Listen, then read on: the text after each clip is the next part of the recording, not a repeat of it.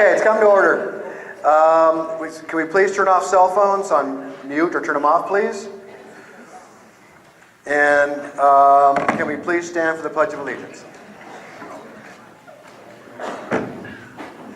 I pledge allegiance to the flag of the United States of America and to the republic for which it stands, one nation, under God, indivisible, with liberty and justice for all. Thank you. And thank you, everybody, for coming out today. This is a good crowd. Okay. The purpose of the meeting is to introduce our candidates running for the board seats and allow them to talk to you about their backgrounds and how they're qualified to be board members, and allow you folks to ask questions of them. And this time I'm actually going to introduce the candidates. Ron Merritt, Denise Peterson, John Schaefer, Scott Johnson, and Frank Ojeda.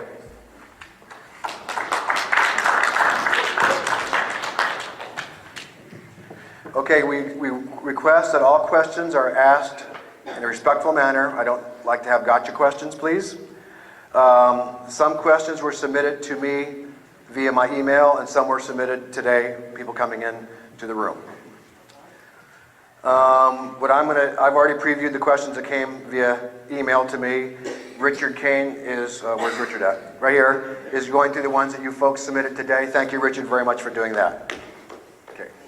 And also we thank Hank and John Thurman back there for doing the audio video. Thank you guys very much. And the chapel for allowing us to use their equipment to do this. Thank you. Okay, what I'd like to do at this point is also like to thank the election committee for helping out with this meeting. Mary Haley, Rita Fick, and Ann Maxwell for help in setting this up. Thank you very much. Okay, what we're going to do is just in the way of format is that for 5 minutes each candidate will be allowed to speak about themselves, their background, why they're qualified, how they're qualified to be board members. We will do, after that, then I will read the questions that are submitted.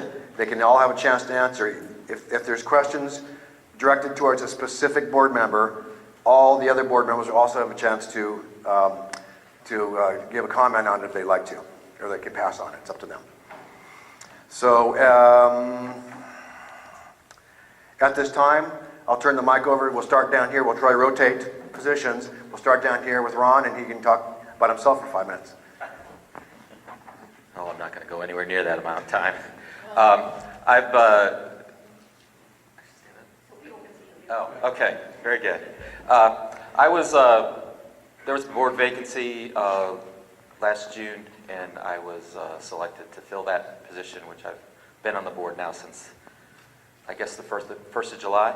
And my project is the maintenance building. We've had a bumpy path getting that going, but I think we're making some headway now. In December, our treasurer left, and they asked me to fill in that position, and I put together the year-end financials that I presented to you at the meeting in January. So y'all are familiar with that. Of course, the last candidates meeting, y'all got to hear some of my opinions. I'm still a working person. I commute out here to the ranch every day from Carlsbad. I work in industrial construction, big projects for power company.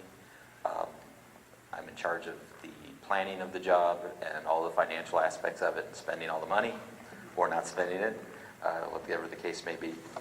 So that's my background. I've been doing that about 30 years, so I'm looking forward to being where you are in not too many years, I hope. Anyway, thank you.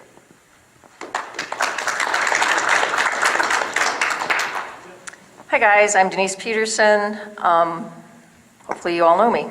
I've been at the resort for going on 9 years now. As I stated 2 weeks ago, at the first Meet the Candidates, I've not made this decision to run for a second term lightly. Serving on the board is huge responsibility.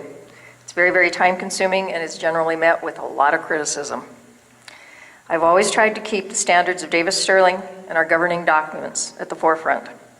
I have absolutely and will always keep the interests of the resort and 592 property owners as a basis for all of my decisions. I listed many of my projects on the board 2 weeks ago. I won't go into detail with those again today. However, 2 weeks ago I inadvertently misspoke when I stated the resort website was completed during my tenure. It was actually rolled out in January prior to my being on the board. No project is accomplished by only one board member. Sorry, I'm hoarse with my allergies. It takes a team. There are board members that take a lead on certain projects, but the project leader always keeps the board informed throughout the process. Some of the projects also have committees of owners involved in them. Same situation, the board needs to be informed throughout the process. What we need to do better is to keep you, the members, informed throughout. Now that we have Janice Harper offering to write a monthly newsletter, hopefully that will help us do a better job of that. Please know, I have no agenda. Well, except maybe to renovate the main clubhouse. Every decision I make on the board, or the board makes, we make as individual owners also. When we had to make the decision to raise the dues, it affected our bank accounts too, so please know we're owners here too. When I lost my husband to cancer 6 years ago, it didn't take me long to figure out I needed a purpose. I made the decision early on to commit my time and energy to the place that was there for me during that difficult time, the resort and you. Most of you know me, most of you understand that I am involved and I am present. The board is faced with a variety of challenges on a daily basis. I am willing and I'm capable to step up to those challenges. I thank you for your time and would appreciate your vote to help me be there for you.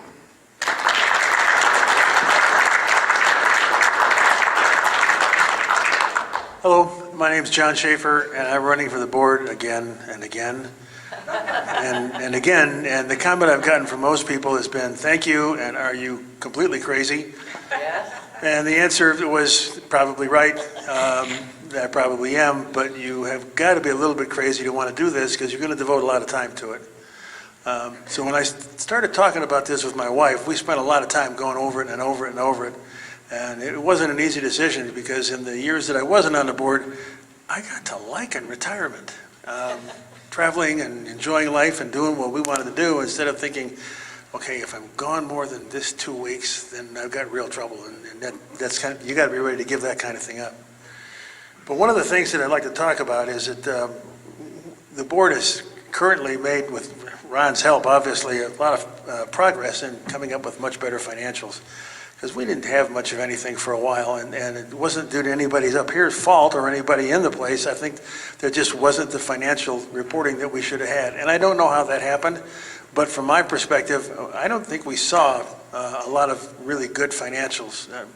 Maybe I missed something because I was gone a lot, but I've been told that there weren't, and people that were here said they didn't see much of anything either. But either way, that's one of the major things that has to change because our money is our money, and it's all of our money, not just the board's to spend, and we're just the stewards of the money for this place. We also have to do and know how the owners feel about different projects and what the board's up to. We really need to do what was done a few years ago, and the survey idea that was done was, I thought it was a good idea, but I think we need to do it a little bit differently. I think we need to have working discussion groups with different segments of the resort. Pick 2 rows and sit down, pick 3 more rows or whatever, and maybe have board members assigned to different sections to go out and talk to the people in that, or sit down and have a meeting with them. Because we need to know what everybody in here wants. It's not just our decision to make. Some of the stuff is forced on us. Some of the things we have to do for Riverside County or something, but some of the stuff that we'd like to get accomplished, I think it needs to come from your direction and where you like to see us going. So the other thing I think we need to do is we need to talk more about these projects that we're working on and the expense involved, because we're spending your money, not anybody in particular's, but it's all of ours, and we need to be, I think, more proactive on what we communicate and what we're going to do with it and where the money's going to go. The other thing is that the people standing up or sitting up at this table are about to commit to a lot of work and a lot of effort, and they've been doing it or are about to entertain it, and we have a problem. There are people sitting out in this audience right now who are probably as well or better equipped to be on the board than the current people standing or sitting up here. Not that they're not quite capable, not that they can't do the job that needs to be done, but the experience of the people sitting in the audience is way bigger than what some of us have had. The issue is, how do you get people to want to volunteer? How do you get people to want to go on the board? And I get the fact that some people think, why would I abuse myself? It's like, running for president. You're the wrong from the day you decided to take that leap. But we need to change that climate to where we all want to participate in the management and the handling of affairs of this place. And it's not an easy thing to do, but that's one of the things I think we need to take a good hard look at, because there's got to be something that we're missing that we can't get people to want to take and spend some time to help with the running of the place. I appreciate your attending the meeting. I'm on 429 most of the time I'm around. Don't hesitate to stop by if you have questions, and I'm asking for your vote. Thank you very much.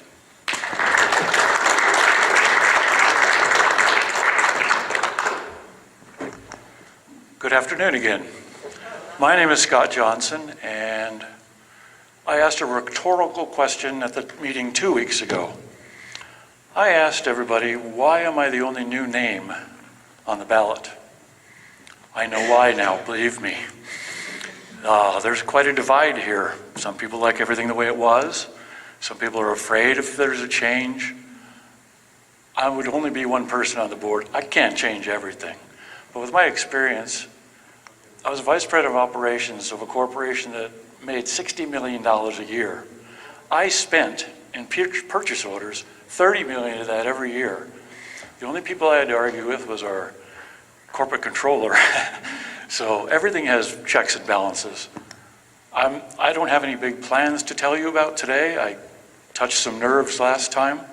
I would like to say I would like to be on the board. I will work hard if I'm voted into the board, because I would owe that to all of you, and I need your vote. Thank you.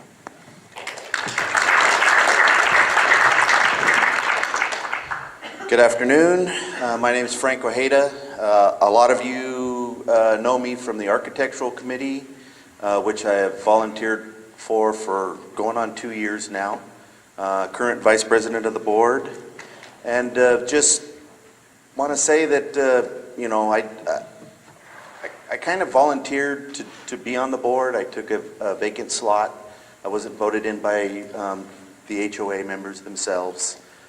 But after being on the board, I realized that there are a lot more projects that still need to be completed, projects that we hope will stay running right now, whether or not I'm back on, or whether the rest of them are voted in. As long as the projects that are ongoing today remain ongoing. Those are projects that are maintenance issues that needed to be done a few years ago and weren't, by nobody's fault other than the fact that they just kept getting put aside for other things.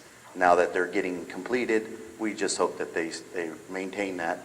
I'm not looking at making a name for myself here. I just like volunteering. I spent 26 years working with the fire service, and so that's just my nature. Public service is what I did. This is what I'm doing now. I believe, yes, that we can tighten up some things, maybe look into the fact, like John said, is to get some of you guys to be more involved, not just because you're only here a certain time of the year. You could still be involved no matter what. As Denise said 2 weeks ago, we still need help with activities and things like that. So we hope that we can look into that and see how we can get more people involved in the resort here as a whole, rather than scrutinizing what the board does. At least, like you said, you guys can have a hand in what you would like to have accomplished here. So thank you.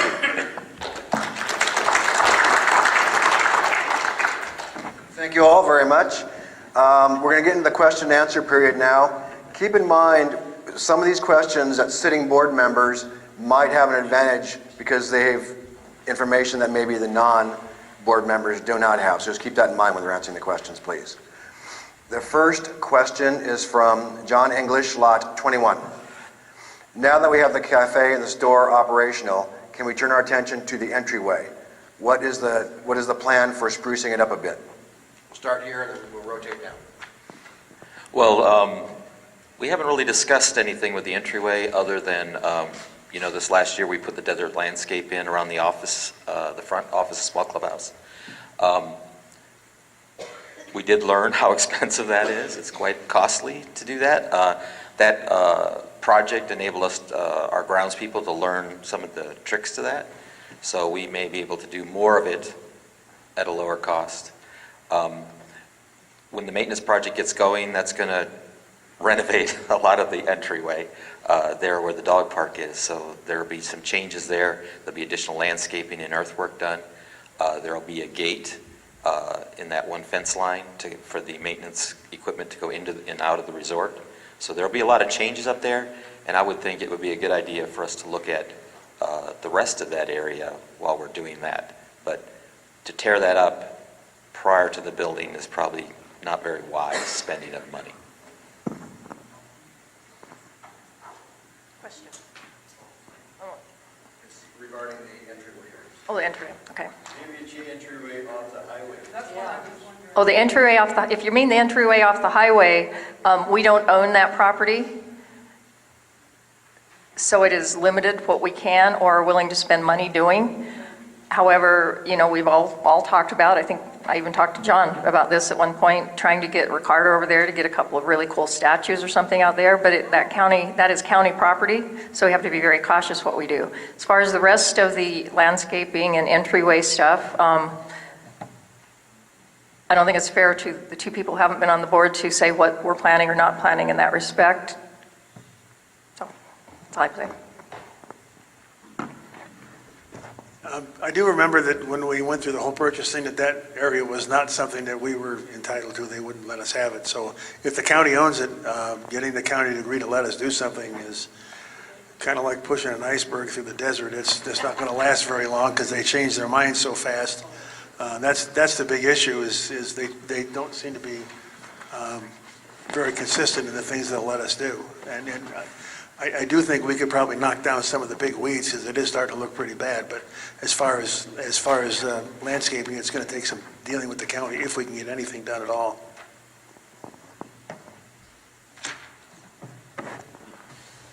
I have absolutely no answer.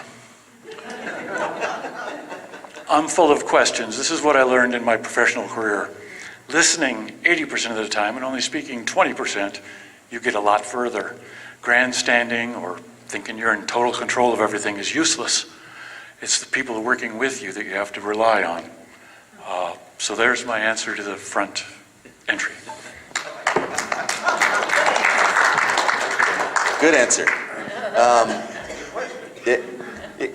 That's kind of a loaded question for Scott since he's not aware of all the things that happen.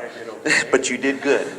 But like John said, it's county property. I know when I first got here myself, that was nice and green. We were watering it. We were spending our money to technically water something that didn't really belong to us in the first place.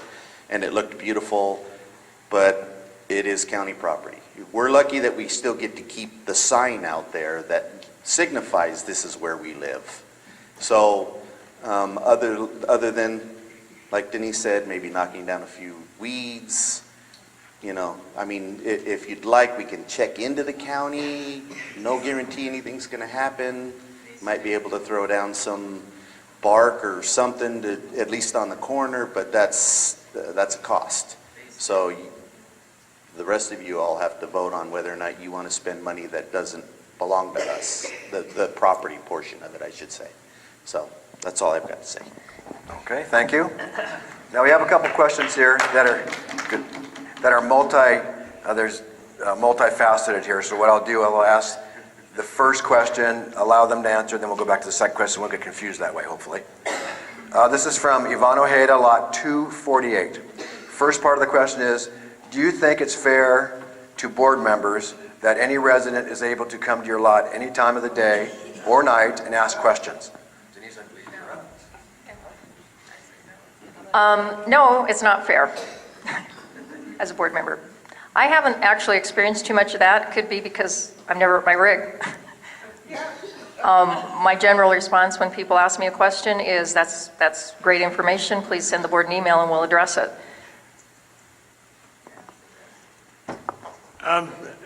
I'm used to having people stop by, but there's a limit. I mean, showing up at 10:30 at night in just a drunken rage, which has happened, pretty much only garners one phone call for me, and that's the security, and then the next one to the sheriff's department. But be reasonable. I mean, we're owners here too, and gee, some of us are actually retired.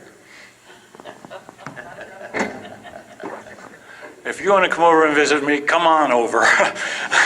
I'm lonely over there. I've only been here less than a year, so come say hi anytime.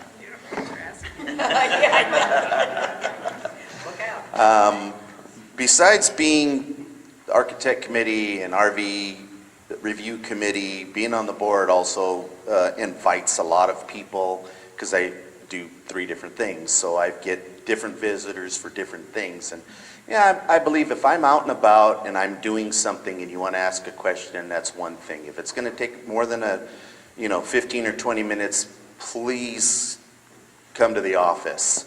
But yeah, just showing up out of nowhere. As a matter of fact, I just had a recent visitor show up. I was eating lunch. Someone showed up, just walked right up onto the property, started talking about stuff while I'm still shoveling food into my mouth. They were talking, so, I just kind of let them talk, and I wasn't rude, but I answered their questions, and then they ended up leaving. But, we're, like I said, we're all owners too. You wouldn't like it if somebody just walked up to your place as you're eating and, started asking you questions of stuff. So, just trying to be thankful and, glad that I'm here, but, that's just one of those things I think is, give that person, whether they're on a committee or the board, at least a break.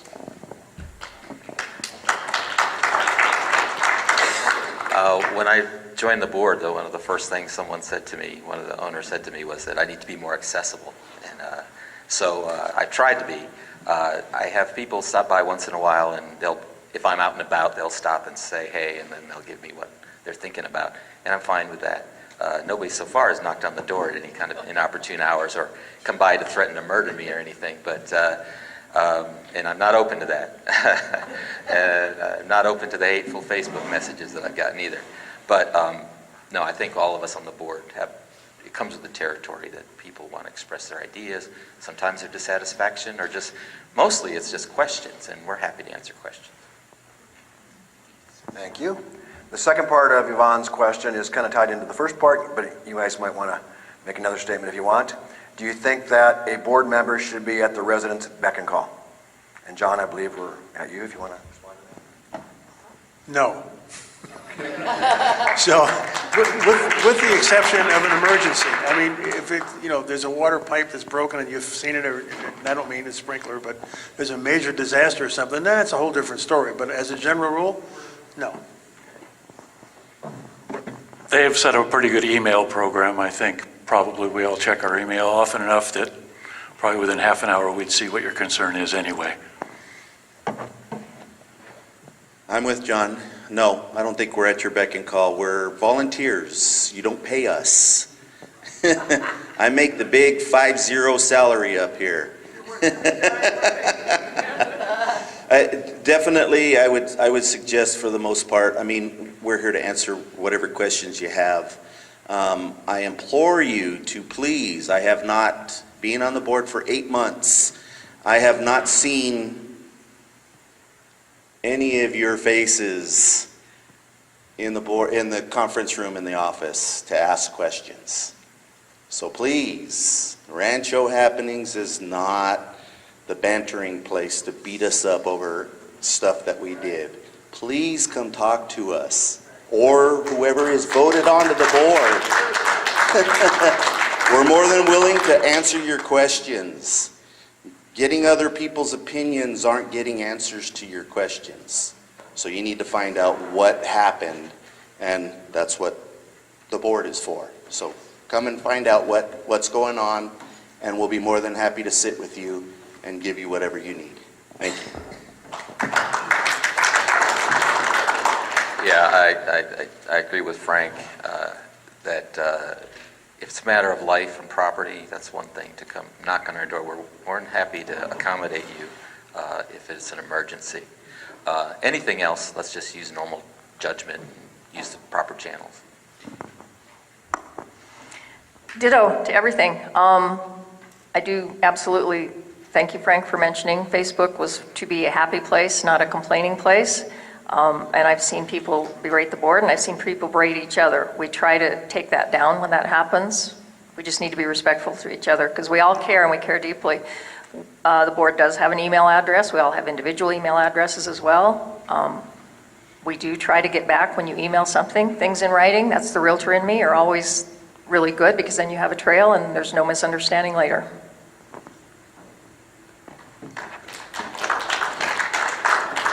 Okay, next question from Wally Biernat. I hope I pronounced it correctly. Lot 371. This is a six-part question, so we'll go through one at a time. What do the candidates feel is a solution to solving our septic system issues now or in the future? And to Steve? Or what do the candidates feel is a solution to solving our septic system issues now and in the future? Okay. Scott, I think you're up, buddy. Well, that's important, for sure. We probably don't have the answer sitting at this table, so we'd have to go outside and get some advice on it. It's easy. I know a lot of people from my past in a lot of different businesses. I'm sure these guys do too. We just need to reach out a little more and get some help on subjects that we're not totally great on. We don't know everything. Nobody does know everything. We all need somebody to ask a question of now and then.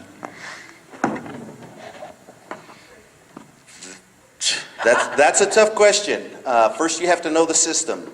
Secondly, it's kind of being abused, we've been told.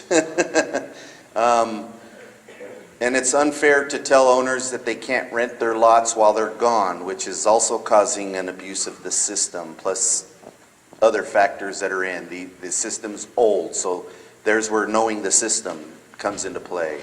Also, like Scott just said, you got to get outside sources to come in and tell you what you need to do. And if you do that, you may be subject to higher fees of having to replace, renew, reroute systems. So I wouldn't know what to tell you without getting all that information, so thanks. Well, as you know, we've had a variety of experts look at what we have and comment on it, and we've had minor controversy here and there over it. You can see we are doing some interim repairs now on part of it. The main thing is we want to stay ahead of where the county is on regulation. The last thing we want is them to say, you have to put in a full-blown waste treatment system. That would cost $3 or $4 million. And guess where that comes from? So whatever it's going to take to get ahead of that, stay ahead of it, we got to constantly look at. I have my own ideas on, our nitrate problem in the sewer. I think there's a lot less dilution maybe than there used to be in the past when you could run the taps and put lots of water in the system. Those days are over, of course. So we need to study that constantly and try to keep ahead of it. Right now we're in a putting out fires mode on it, and I think that's where we're going to be for the near term. Septic systems, so fun. We are having an issue with one up by the mesa right now. The leach lines are not big enough for the use they're getting, and that's happening consistent throughout the resort, and that's why we keep harping on that. We also have major issues with things being put in the septic system aren't supposed to be there. So as owners, we absolutely have a responsibility to take care and be cautious on that kind of thing. We also have to make sure our guests, our renters, when they come in, know that they can't put stuff in the septic. As for what the plan is, unfortunately, we have the infrastructure we were given with ORA. A lot of that's been repaired, but the leach fields simply still are not big enough, even the newer ones. Originally, this was designed as a resort and not as a residence. And when the place was built, it was built below the standards that it originally should have had. And everything was upgraded at that time to a certain level. And at the same time, it turns out that more and more and more and more of us are living here full time, which is not a bad thing for us because it's a pretty darn nice place to be. But it becomes very difficult when we overtax the systems that we built up to the county standard for the number of people that are in here. Sooner or later, I think Ron was right when we don't want to end up going down the road of putting a treatment plant in it. It's really expensive, and just think of all the systems that we have would all have to be tied together to reach that treatment plant. It would be very expensive, so we need to do what we can do to keep the use down. I don't know how to explain this tactfully. Keep the use down and the things not in there that we tend to, that I know we find. Baby wipes are just, they're like the bane of septic plants. They just hate those things. They plug up and they don't dissolve. So anyway, that's as much as I know at this point. Okay. Okay, next question is, do the candidates have any ideas on how to resolve water conditioner situation in the resort? I find it very unfair that some lots are grandfathered in and new owners have to use alternate ways to soften their water in their lots. Either we stop all salt softeners or allow them to have them. So, Frank. Well, unfortunately, I'm kind of in the know on this one because I was part of the architectural and Bob helped write it. And, unfortunately, the grandfathering in has to come with cost. I can't force somebody to spend money if they already have a system that's in place. Because now I'm taxing your pocket to do that, and that's an unfair thing, which means that you'd all have to vote on being able to do that. So the people that already have them in place until they have to replace them. And that's what the system is set up for. If you're a new owner, if you're somebody who's new to a softening system, I'm one of those. I spent the money on a softening system. I didn't have one of those salt-based systems. But I can't force somebody who's living either on a fixed income or technically could afford it, but they already have a system. So I know somebody who just moved in prior to that happening, and he spent $500 to get it all set up. So now I got to tell him he's got to give up $500 and go spend $45 a month on something else. It's not right. I just can't tell you to do that. That's why the grandfathering system was set up. So when yours runs dry, that's when you got to replace it. When you craft a policy, we try to make it as fair to most of the people as we can, and that's how we came up with the solution we came up with, that new people coming in would need to bear that expense, and people that had their systems fail would have to bear that expense, and everyone else that had a working system could continue with it. Is that the ideal solution? I don't know. It seemed to be the most fair. I myself am faced with that. My system is not doing so well, so I'm going to have to replace it. I don't think having a water softener is the ideal solution either, because I got a lot of complaints with the way it works. It's not perfect. I was waiting to see how some of the new systems were working and the experience people had with them and how satisfied. And it sounds like they're very satisfied with them, and there's a variety of different types. So I'm going to have to select one and do it myself. But, you can't please everybody all of the time. That's kind of something we've been learning. And we try to please the most people by striking some kind of balance. And I think that's what we always try to do. First of all, nobody is forcing anybody to have any water softener. You can choose not to. I choose to have a closed water system because it's better on my rig, on the pipes in the rig and stuff. Nobody is forcing anybody to purchase anything. The grandfathering thing is no different than the 10-year rule. If you have a rig that's 10 years old now, you get to keep it. If you choose to sell that rig within the resort, now you have to go through the 10-year committee. And it used to be that you couldn't bring it in anymore. So that's just the way the policy's always been, and it's more fair to everybody. You get to keep what you have until it's broken, and then you have to replace it with the authorized systems. Well, I got lucky on that one. I didn't have to be part of writing that policy. I'm sure that there was some real heat taken over that, but I mean, that's probably the fairest way to do it. I don't have any other ideas on how you could accomplish that. But water softeners, they all generate nitrates, and nitrates are between the nitrates from that and the septic systems and any fertilizer that we used to use, which we haven't for a long time. It all ends up running downhill, and soon people downhill start testing, and they always point, it's those guys because they got all those, that golf course causes the problem. So if we need to have a proposal, I guess that's probably the easiest and the fairest way to do it. I hadn't done any water softener system since I'd been here last March. And then the rule went into effect, and I got tired of hard and crappy tasting water, so I called Culligan. It was the rule. I had no problem with it, and I enjoy the water now too.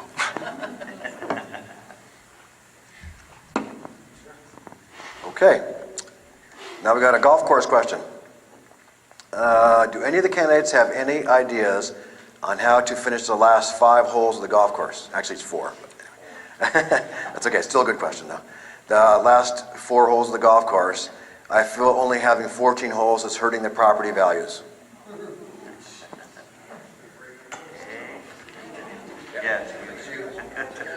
Oh, I got a great solution. First, get about $5 million, and then get another 10 and probably affect the county elections so that you can get a permit through to build more golf course. So about $15 million might do it, and then y'all can enjoy the much elevated property values that would go along with it. Go. When we did not purchase phases 6 and 7, the idea of having the extra golf course holes kind of went away. But we do have 18-hole SCGA certified course, and they're just configured a little differently. So if you're not sure how that goes, get with a golf committee member and they can show you that. There are the 18-hole possibilities, and they use the SCGA ratings. So I personally don't believe that it hurts our property values to not have 18 holes. And frankly, it's a moot point because we just simply don't have the property to build more holes. The land that we were going to use for the extra holes, like to Denise's point, we didn't purchase. The people who purchased it gave it to the Open Space County program, and you're never going to see it again. You'll never get it back. You can give them $50 million. They're a very different bunch, and they're not interested in anything we have to say. So the only thing you could do is perhaps find a way to loop a couple of holes inside here someplace, but I don't even know how well that would work. So 14 could be the magic number. Well, it beats the hell out of 9 holes, doesn't it? And they're beautiful. So I say we have 14 holes, the most beautiful golf that I've played on in quite a while. So I'll stick with the 14. Thanks. Like they all said, property's not ours. The other aspect to all of that I know that they know about, but we need more water too, because then we need more water to water the fairways, the greens, whether or not we made man-made lakes or not, like we already have here. But yeah, I think it's fine. I don't think it's bringing down property values. And like Denise says, there is an 18-hole SCGA course that you can follow. But like you said, unless the county decides to give up property that we can purchase on the cheap and come up with more water, I don't see 4 more holes. Thank you. Okay. All right. The fourth part of the questions here are, is any of the candidates planning on talking to any banks about getting financing in the resort for purchasing lots and doing build-outs? And I believe we're at... We can certainly do that. However, y'all have the same capability as we do. Call the bank yourselves, too. You guys are really great at bringing problems to us, but we need solutions as well. So several years ago, we changed to US Bank, and we had an arrangement that we were working on with them that they would be able to get financing to purchase a lot here, provided you had a regular dwelling. And that sort of fell apart when the interest rates kind of went berserk. They sort of backed out. It would have been a great idea, but it just failed because the interest rates changed. And they couldn't get any real offers on going with that kind of money difference. So it kind of died because of that.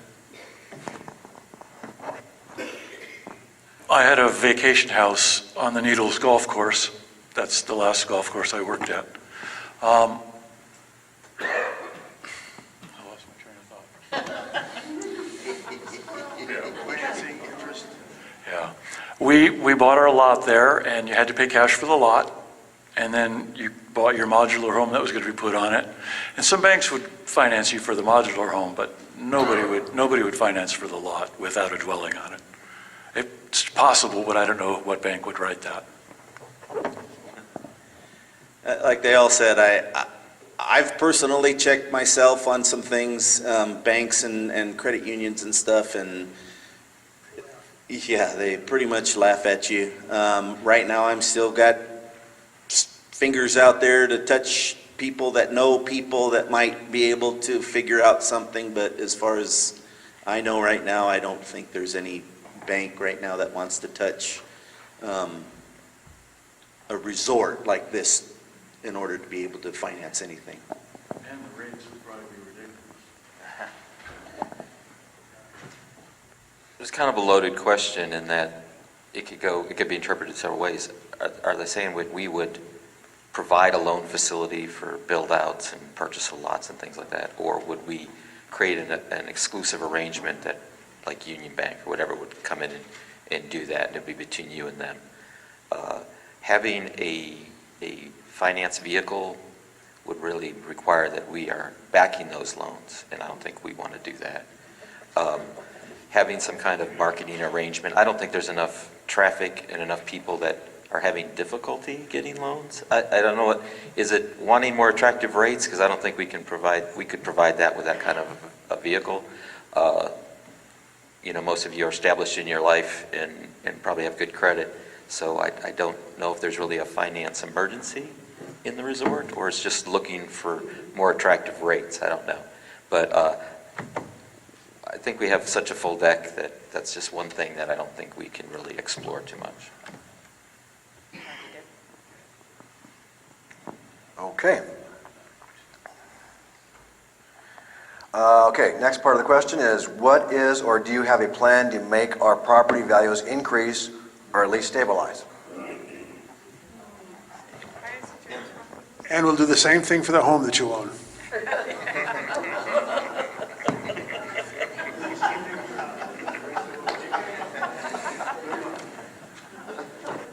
I'll just pass. Well, unfortunately, being on the architect committee again, all I can say is the more people fix their lots, it doesn't necessarily mean you have to build something on it, but just spruce some of them, just spruce up, clean up. Other than what we're already doing now with fixing clubhouses, restaurants, and then the people that are actually doing build-outs, Saluma Woods and things like that, I think a lot of that already increases the value. So, other than that, we have a nice golf course and, place to go eat, so I think that helps right there. Yeah, I think we have some challenges in our values. The broader real estate market has picked up, so that's got to bolster us somewhat. If we have another downturn, of course, that's going to have the opposite effect.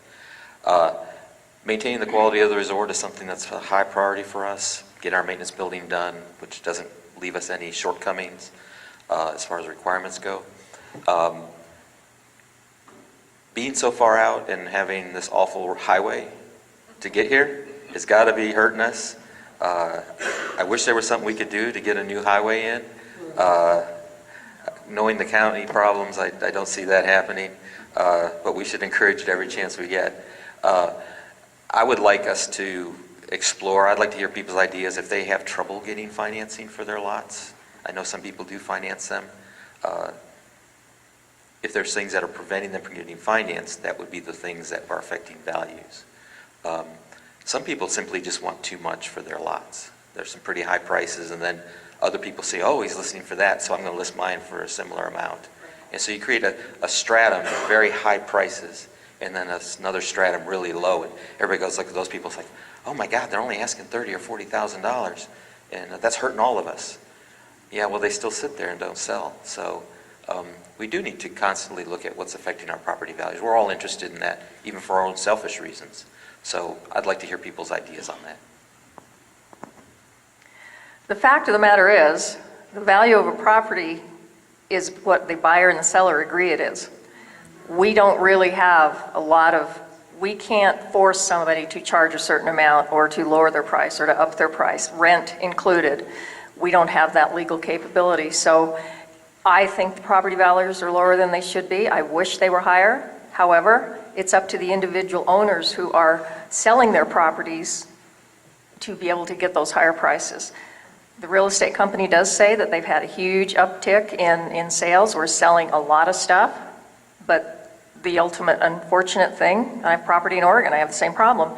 You have people that end up becoming desperate to sell for whatever reason or another, so they lower their price to 20 or 30 grand, and it doesn't help the comps any. So not a whole lot, in my opinion, that the board can do except to do the resort upkeep. The cafe and market should certainly help some.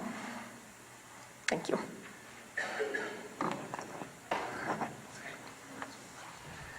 And item number 6 on the list is another golf course. Do you have any plan on changing the landscape on the golf course to desert landscape to save water and labor for maintenance?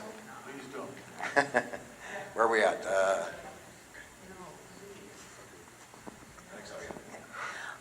In the past, I know there's been some talk about removing the grass along the edges of the golf course and only having fairways green. There was huge uproar, and it's a huge undertaking just because of all the sprinkler system and stuff. It's not as easy as, oh, we'll just rip out that grass and throw in some DG. There's a lot of cost involved in actually replacing the sod and getting rid of the sprinkler system because they're also tied in with so much. But it's not something that hasn't been looked at and won't be looked at in the future. But at this point, it's kind of been on the back burner trying to get some of these other bigger projects done. I don't have any idea if there's any plans. I think Denise is right that changing it and taking out the perimeter of the golf course, and so you just have drop spots or spots to hit to. I don't think that's what anybody's interested. I know it's not what we all bought in here for. We bought into Oasis, and things and times change, but I don't think anybody wants to see the golf course be cut in half or thinned down that far. I guess I would, here I am full of questions again. I guess I would ask the person that asked that question, why do they want to take the grass? Are we taxing our water too much here, or is this just somebody's personal preference? I guess I don't understand the question really. I don't want to see the grass go, I don't know.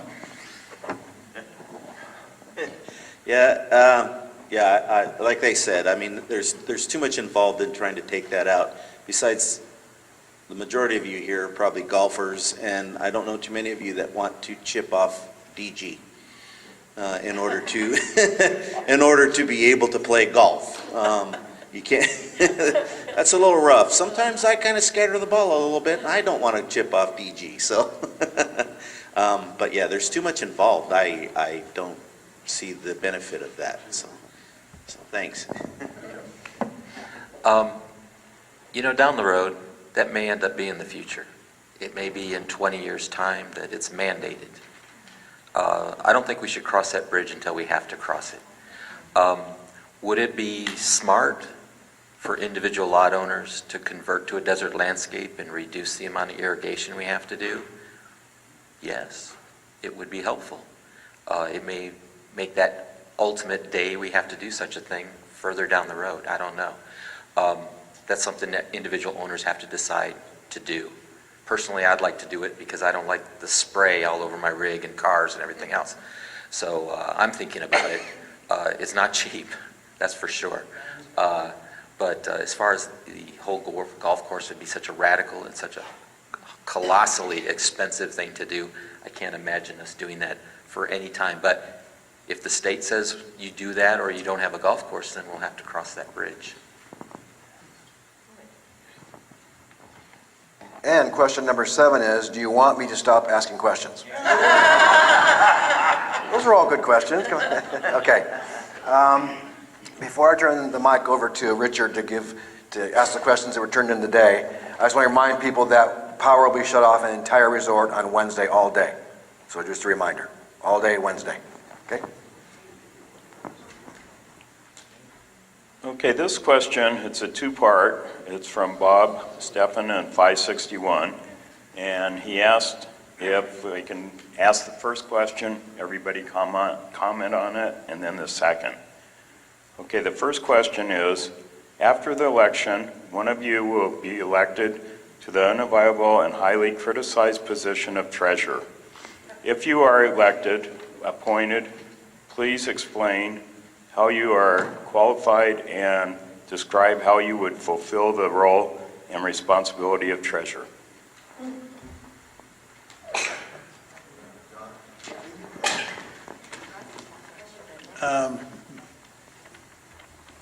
Bob's absolutely right. It is an unenviable position and a very difficult one to fill.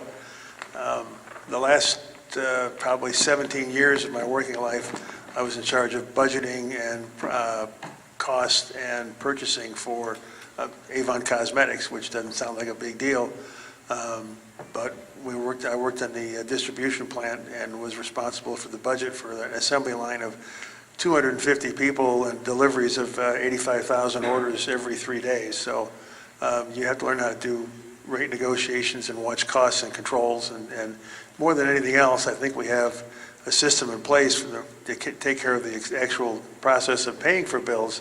But I think the thing that needs to happen is someone has to watch closely what is being spent, and that's one of the things that I'm pretty good at. The other part is that you have to work hand in hand with the management company, and I have no idea what reports are available, so I can't even imagine what Bob went through to get information from them. I don't know how it works at all yet. I don't think any of us that haven't had to deal with it at this point have an idea. And that's the other part, is I think we all should know how it works. It's something we all have an interest in, and I think it's important that we know. It excites me that I might be able to be the treasurer. This is up my alley, the whole process of budgeting. As a matter of fact, I sent an email of our budget over to my old controller. He's retired and old, but he's going to look at it just for giggles and give me any advice he might have. I'm a bulldog when it comes to money. I don't give it away. That means if we have a project coming up and we need products from somebody, I would be the purchaser, because I'll grind and grind and grind until we get the best price possible and the best product. Anyway, this is my background, money and purchasing.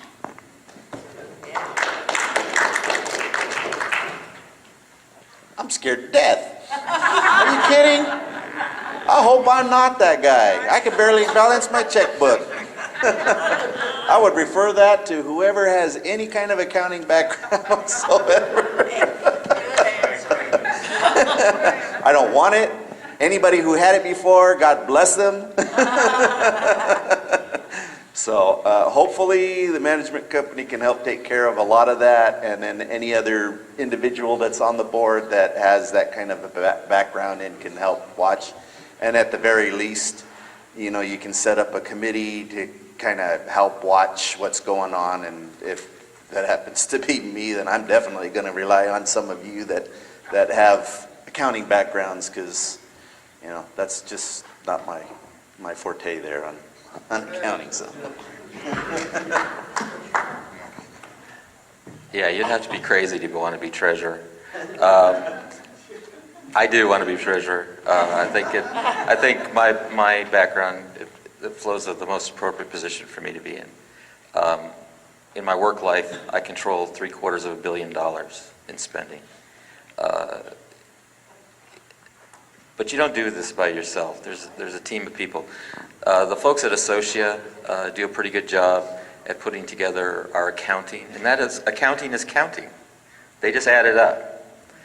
The heavy lifting is deciding what we spend and who we choose to do business with, and the whole board works on that.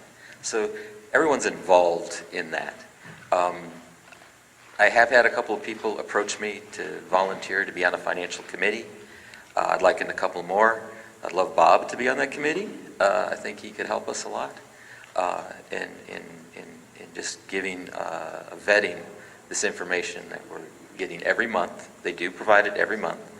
To look through it and to do more. We have to plan out our reserve projects for the year. Know what we're spending. Does it equal what we put into the reserve, or does it exceed it? And then what's the drawdown rate? Are we on plan? Above or below? If we're below plan, do we want to throw some other things in there? So spending our money wisely, it's not just counting it, it's planning how you're going to spend it. And I think we need to do more on that front. But I think I'm your guy. And I'm truly fortunate that there's two people standing here that are willing to do it, because not my forte either. I haven't balanced my checkbook since I got on the board. I haven't had time. But Ron is right. It's the treasurer's job is to oversee stuff and to report it properly to you, and we're working really hard on doing better at that.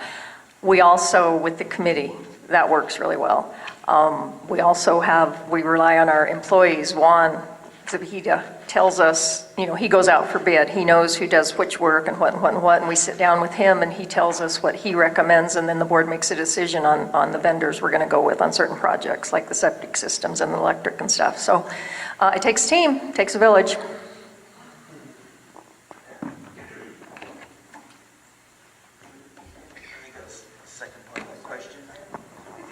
Okay, the second part to the question. If you are not elected treasurer and the treasurer reports to you that several borderline malpractice accounting discrepancies have been observed in the financials from the management company, what would you do about it?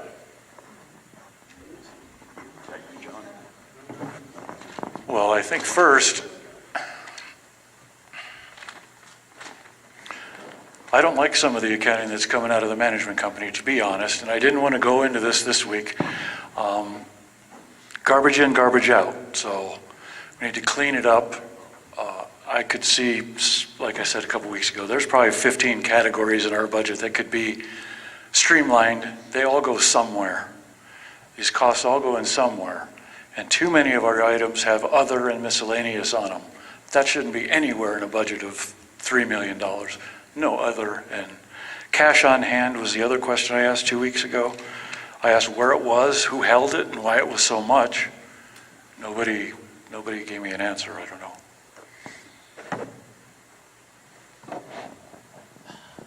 Like I said, I'm not the treasurer. I do watch some of those things, and I think that is one of the reasons why we've changed offices. They're supposed to be better at being able to handle our accounting. Ron did mention that, well, whoever is the next treasurer, that we can clean some of those miscellaneous items up and streamline everything so that everything has an itemized on it. The one that was mentioned, it's a miscellaneous expenditure, and that is on the golfware that we sell in the office, and that was one listed under the miscellaneous. It's not miscellaneous, but that was one that was listed. So that's all I can say about that. One of the things that you learn when you start dealing with accounting is you have your budget buckets or cost codes, how we organize the budget. And what I'm trying to impress upon them is that everything is coded to those buckets and not additional buckets that may be in the system. We may have 30, 40 categories of our spend that we haven't, that we want to use. But Associate System may have 300, and how things get coded and get put in the wrong bucket. And that's kind of why the results from 17 were a little messy. But that doesn't mean we don't know what's in those buckets. Miscellaneous retail is miscellaneous retail. There's all kinds of things we sell in the front. Do you want to have a t-shirt account and a golf ball account and a gas account?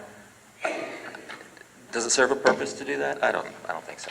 Anyway, the question is malfeasance by the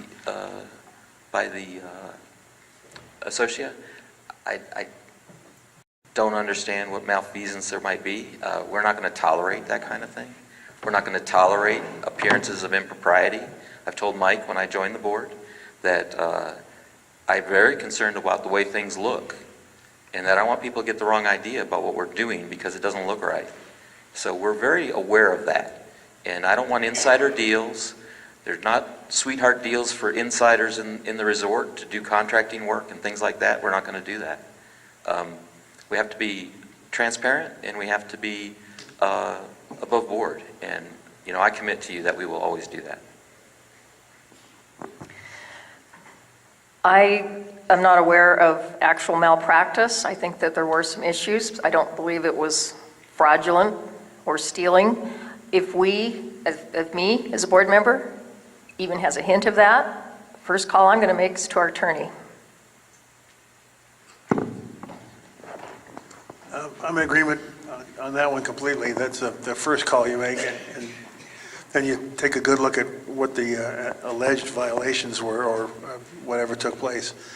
But one of the things that has to happen is that you have to make sure that what you're purchasing, you're getting the best price on, and then make sure that it goes through the system in the correct manner. So it's coded to where it needs to go, which is what Ron was referring to. And I think that nobody does that sort of thing intentionally. I think it just takes a little bit to throw the system off a little bit, and I think that's one of the things that we need to do is to watch closely how things are handled as they come through the management company. I think we'd be remiss if we weren't on top of what they were doing too. It's part of what we need to do to watch out for your money.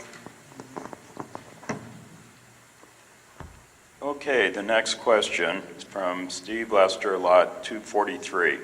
Scheduling of the palm tree trimming, day closer to bloom.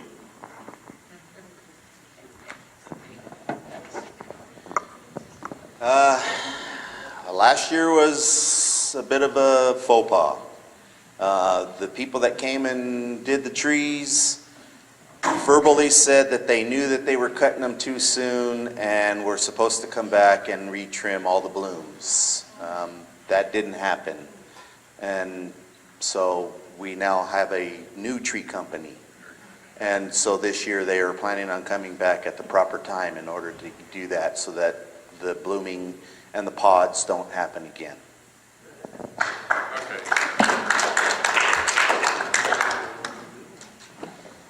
I really don't have anything to add to that other than what Frank said. It's like there's unintended consequences sometimes, and I think we all have learned to do better on that subject.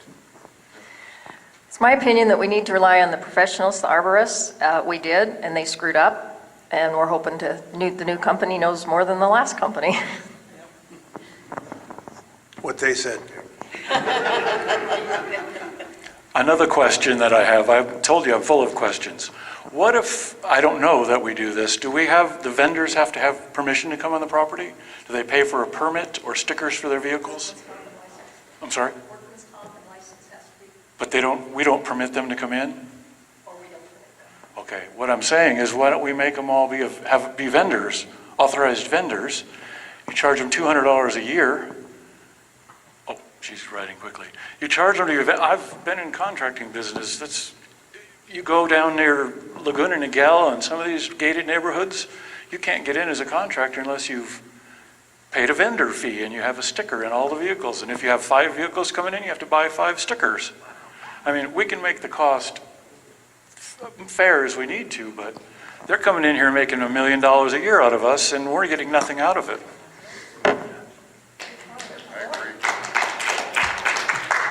That would be great if that would work. However, we did ask, Associate does have a approved vendor list, $150 for the vendors to do that. We lost vendors because they said, are you people crazy? I can just go elsewhere. We have a lot of trouble getting vendors to come this far out. So if we start charging them $200 a year or $200 for every vehicle they bring in, we're going to be hurting for vendors. That's just my opinion. Also, how keen are you of us telling you, well, you have to use one of our official vendors, you can't use anybody else? How do you like that idea? I don't think so. This last year we had some people, some very enterprising people, arrange for other trimmers to come in. They lined it up and got y'all to pay the rate, and you got some more trees trimmed. That would have been something that couldn't have been done if we had official vendors. Okay, the next question, Lynn Garcia, Lot 180. If elected, what would you do to facilitate the owners most affected by the new location of the maintenance building?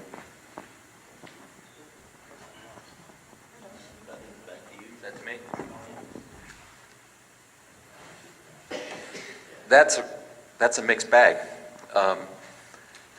There are people up in the front part of the resort that may be impacted by having the maintenance facility in the front.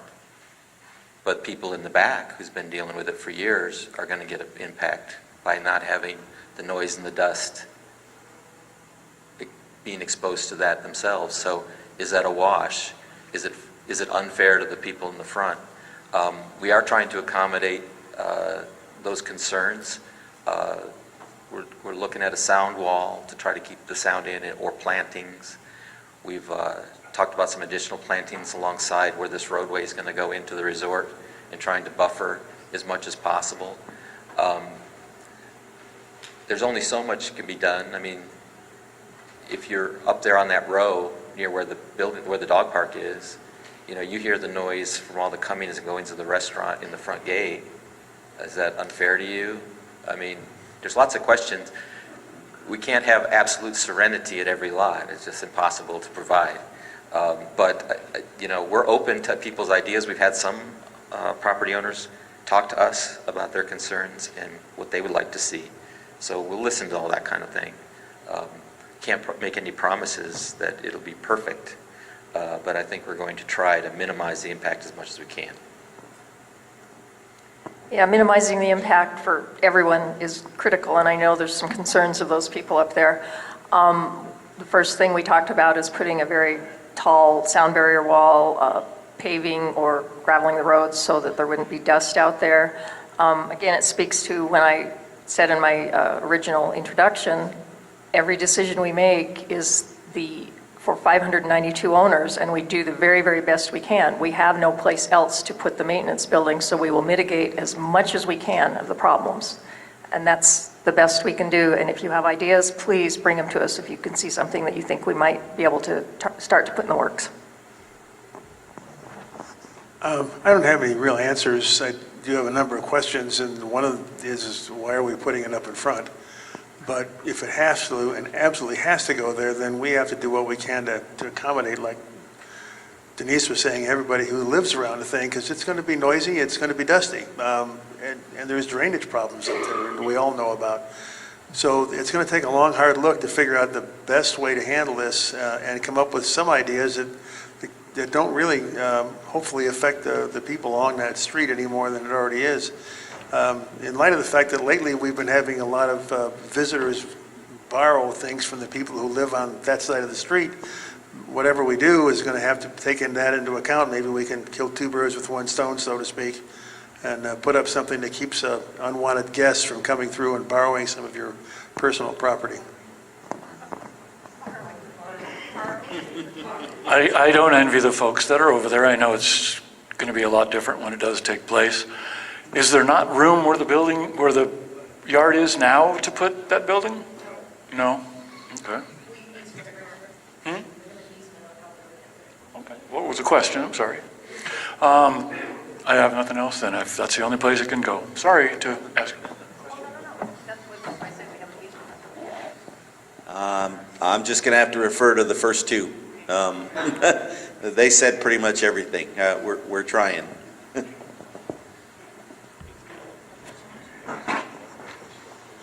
Okay, the last and final question.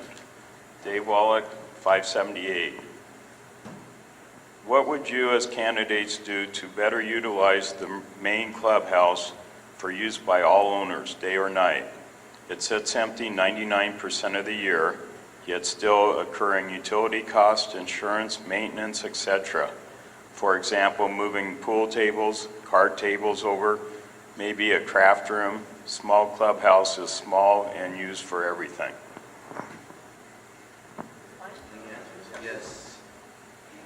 Ooh, yay, I'm so glad I get to answer that. I would love to see this clubhouse utilized like the small clubhouse is. I'm trying to look at doing some divider things so that we can open the room up when we have a big event here, but we could do the pool table. We have a piano actually coming in the end of the month to the small clubhouse. But that's going to be up to all of us, how we want to utilize things. So if you have ideas of what you'd like to see here and how you'd like to see it utilized, it's going to cost money to heat and air condition in this on a regular basis. But my personal opinion is I'd like to see it open to all of us, just like the small clubhouse is. It's our building and we need to be able to use it. So one of the things that was discovered about air conditioning is it's not the same as what you had in your house. This is the commercial system, and it actually is better if it runs all the time. It's just that what you set it at, so no matter how many times now, when you go back and press on the thermostat, it only has this narrow range that you can change it to. The numbers may change, but it doesn't work that way, because we discovered that people would come in and they'd figure, geez, it's hot in here, let's drop it down to 50 degrees. Well, it would freeze the outside unit, which then required a service. So one of the things that was done was we made a few changes. But it's cheaper in the long run to let the thing run within certain parameters. And it's going to be an expense. Going in and getting this building when it was finally ours, we knew it was going to be an expense. We just had to find a way to use it more effectively. We should probably hold more board meetings in here. Or I think we will be, because we got too many people that show up or have been showing up. There's other things that can be done with this building. Look, we could have more events during the week that don't cost a lot of money and just find simple ways to use it. But it's kind of up to us to figure out what we want to do with this and how we can use it better. I mean, I'm sure the board has ideas at this point, but I think that everybody's participation in these events would probably help, justify the cost of it. Are there better ways to do this? And I like Denise's idea about dividing it for different events. We have to be cognizant of the fact that there's maximum capacities in all these. So any changes we make will, reduce the amount of people that can be in the building at one time. Anyway, that's kind of a rough idea. This building is beautiful. It would be nice to come in here more. If you thought you'd like some more entertainment or games, there's vendors out there that would be happy to put in as many pinball games and golden tee golf games and pool tables in here, and it wouldn't cost us a penny. We'd probably get some of the money from the vendor. Just a thought. Good thought. Yeah, I'd like to use this a lot more. The small clubhouse is small. The only way to expand it is to do some construction. But that's not in the works. So my thought is also bring the pool table down here. Denise said there was a piano being delivered. That could be brought in here too. Like she said, divide the room. I believe in the future the kitchen will be able to be used again once it's fixed. It shouldn't cost too much to get that thing up and running.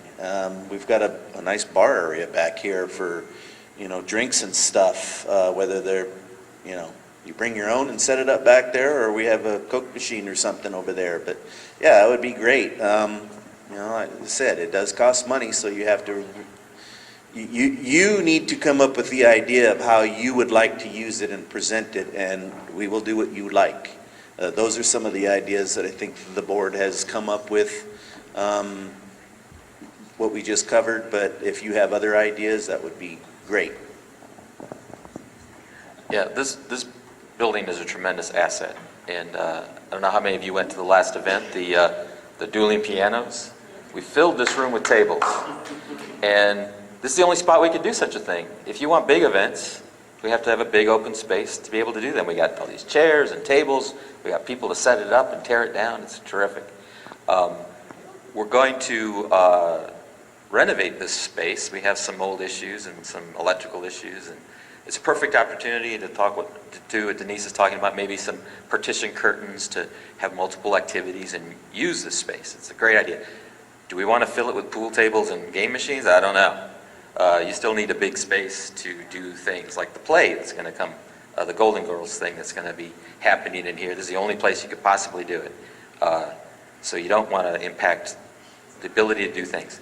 As you see the big screen over here, we're about to launch a movie night. And a low volunteer type of activity that I like. But we're going to need this big room to be able to accommodate that. So, I look forward to us discussing when we have to do the repairs to this building, that we talk about its space utilization. I know Denise has a lot of great ideas on that. All right. At this point, I'd like to thank the chapel for allowing us to use their equipment, and John and Hank for running the equipment, the election committee, the 5 candidates, and most of all, the audience. Thank you very much. Great questions, and the meeting is adjourned.